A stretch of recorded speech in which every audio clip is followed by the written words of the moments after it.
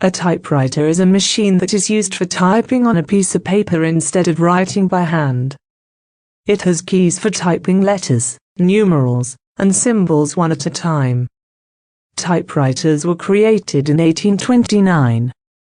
They were originally invented to make writing faster.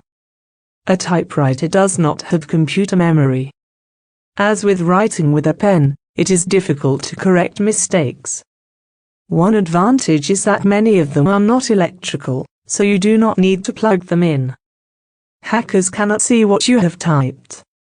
The first commercial typewriters were introduced in 1874. They did not become common in offices until after the mid-1880s. Typewriters quickly became a necessary tool for almost all writing other than personal handwritten letters. They were used by professional writers, in offices, and for business. Typewriters were common in most offices until the 1980s. After that, computers replaced them. Nevertheless, typewriters are still common in some parts of the world.